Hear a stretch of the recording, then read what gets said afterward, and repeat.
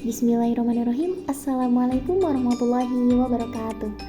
Hai teman-teman, saya Rosa Noviasari dari Prodi Perbankan Syariah dengan NIM F2110327 akan menjelaskan materi tentang manajemen bank Islam yang berjudul konversi dari bank berbasis bunga menjadi bank syariah.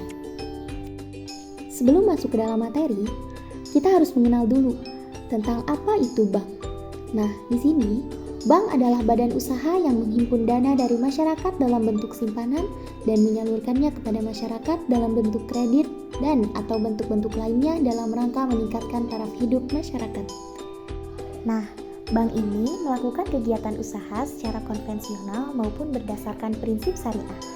Terus, apa sih bedanya bank syariah dengan bank konvensional itu? Adapun perbedaan antara bank syariah dengan bank konvensional.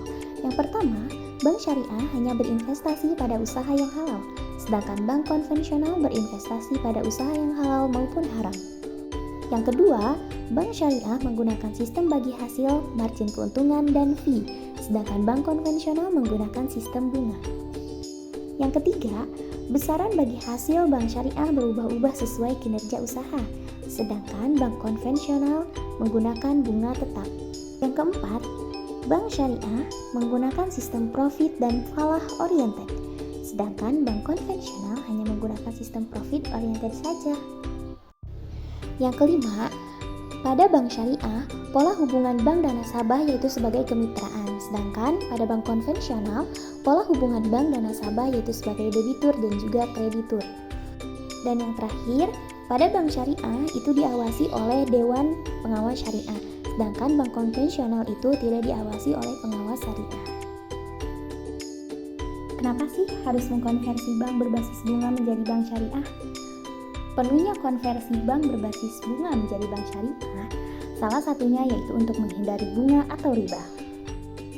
Dibandingkan dengan sistem perbankan Islam, sistem perbankan berbasis bunga mengidap beberapa kelemahan, yaitu yang pertama, transaksi berbasis bunga melanggar keadilan atau kewajaran bisnis. Dalam bisnis, hasil dari setiap perusahaan selalu tidak pasti. Peminjam sudah berkewajiban untuk membayar tingkat bunga yang disetujui walaupun perusahaannya mungkin rugi. Meskipun perusahaan untung, bisa jadi bunga yang harus dibayarkan melebihi keuntungannya. Hal ini jelas bertentangan dengan norma keadilan dalam Islam. Yang kedua, yaitu tidak fleksibelnya sistem transaksi berbasis bunga menyebabkan kebangkrutan. Hal ini menyebabkan hilangnya potensi produktif masyarakat secara keseluruhan, sejalan dengan pengangguran sebagian besar orang. Lebih dari itu, beban utang makin menyulitkan upaya pemulihan ekonomi dan memperparah penderitaan seluruh masyarakat. Yang ketiga, komitmen bank untuk menjaga keamanan uang deposan berikut bunganya membuat bank cemas untuk mengembalikan pokok dan bunganya. Oleh sebab itu, demi keamanan, mereka hanya mau meminjamkan dana bagi bisnis yang sudah benar-benar mapan atau kepada orang yang sanggup menjamin keamanan pinjamannya. Sisa uangnya disimpan dalam bentuk surat berharga pemerintah. Jadi, semakin banyak pinjaman yang hanya diberikan kepada usaha yang sudah mapan dan sukses, sementara orang yang punya potensi tertahan untuk memulai usahanya. Ini menyebabkan tak seimbangnya pendapatan dan kesejahteraan, juga bertentangan dengan semangat Islam. Yang keempat, sistem transaksi berbasis bunga menghalangi munculnya inovasi oleh usaha kecil. Usaha besar dapat mengambil risiko untuk mencoba teknik dan produk baru karena mereka punya cadangan dana sebagai sandaran bila ternyata ide barunya itu tidak berhasil. Sebaliknya, usaha kecil tidak dapat mencoba ide baru karena untuk itu mereka harus pinjam dana berbunga dari bank. Bila gagal, tidak ada jalan lain bagi mereka kecuali harus membayar kembali pinjaman berikut bunganya dan bangkrut. Ini terjadi terutama pada para petani jika bunga merupakan rintangan bagi pertumbuhan dan juga memperburuk keseimbangan pendapatan. Dan yang terakhir, dalam sistem bunga, bank tidak akan tertarik dalam kemitraan usaha kecuali bila ada jaminan kepastian pengembalian modal dan pendapatan bunga mereka. Setiap rencana bisnis yang diajukan kepada mereka selalu diukur dengan kriteria ini. Jadi, bank yang bekerja dengan sistem ini tidak mempunyai intensif untuk membantu suatu usaha yang berguna bagi masyarakat dan para pekerja. Sistem ini menyebabkan misal location sumber daya menjadi masyarakat Islam. Lalu, bagaimana cara mengkonversi dari bank berbasis bunga menjadi bank syariah? Yang pertama yaitu ada prosedur umum. yaitu mengeliminasi konsep bunga dari setiap bentuk pendapatan atas simpanan dan pinjaman dan hanya mengizinkan bank untuk mengenakan beban biaya pelayanan atau service charge untuk menutup pengeluaran mereka. Dan yang kedua, perbankan syariah harus dijalankan berdasarkan prinsip berbagi hasil dan berbagi risiko atau profit and loss sharing. Adapun prosedur konversi di Indonesia, yang pertama ada konversi dari kantor pusat bank konvensional atau bank syariah tunggal, yang kedua ada pembukaan kantor cabang syariah atau dual system bank, dan yang ketiga ada pembukaan kantor cabang syariah melalui pembukaan unit syariah. Yang pertama ada konversi dari kantor pusat bank konvensional atau bank syariah tunggal. Bank konvensional hanya dapat mengubah kegiatan usahanya menjadi bank yang melaksanakan kegiatan usaha berdasarkan prinsip syariah dengan izin dari Gubernur Bank Indonesia. Yang kedua ada pembukaan kantor cabang syariah atau dual system bank. Nah, bank konvensional juga dapat membuka kantor-kantor yang melaksanakan kegiatan usaha berdasarkan prinsip syariah. Bank yang telah membuka unit usaha syariah dapat membuka kantor cabang syariah dengan izin dari Gubernur Bank Indonesia. Yang ketiga, pembukaan kantor cabang syariah melalui pembukaan unit syariah.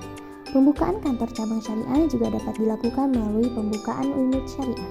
Permohonan izin pembukaan unit syariah diajukan oleh bank kepada Gubernur Bank Indonesia dan wajib disertai antara lain hasil studi kelayakan tentang tingkat persaingan yang sehat antar bank yang melakukan kegiatan usaha berdasarkan prinsip syariah dan rencana jangka waktu yang wajar mengenai perubahan unit syariah menjadi kantor cabang syariah. Selanjutnya yaitu konversi pasifa. Pasifa bank komersial terdiri dari setoran modal, cadangan, giro, tabungan, deposito berjangka, penempatan bank lain, pinjaman antar bank, dan pinjaman dari bank sentral.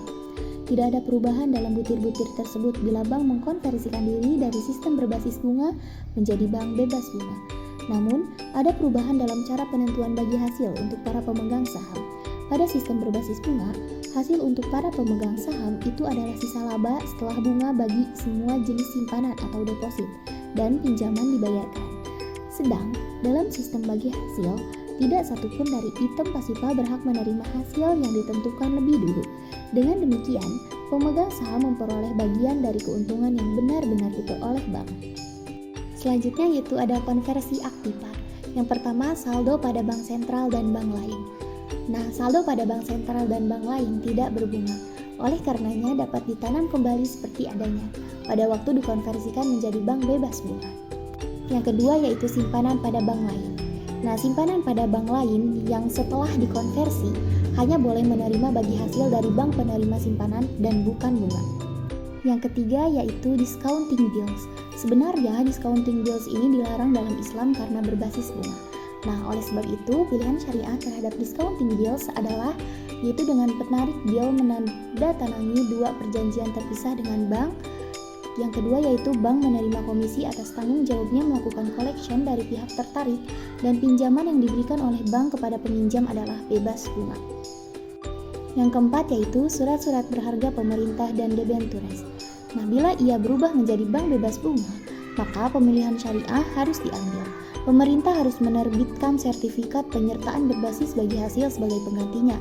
Sedangkan debentur dari lembaga bisnis dapat diganti dengan tipe baru dari surat berharga perusahaan dengan jangka waktu tertentu dengan memberikan pembagian laba kepada pemegangnya dan bukan pendapatan pasti. Dan yang terakhir yaitu kredit yang diberikan. Nah, setelah konversi menjadi bank syariah, kredit yang diberikan oleh bank berbasis bunga harus dikonversikan sehingga menjadi fasilitas yang sesuai dengan prinsip-prinsip syariah. Baik, cukup sekian penjelasan dari saya. Semoga bermanfaat bagi kita semua. Wassalamualaikum warahmatullahi wabarakatuh.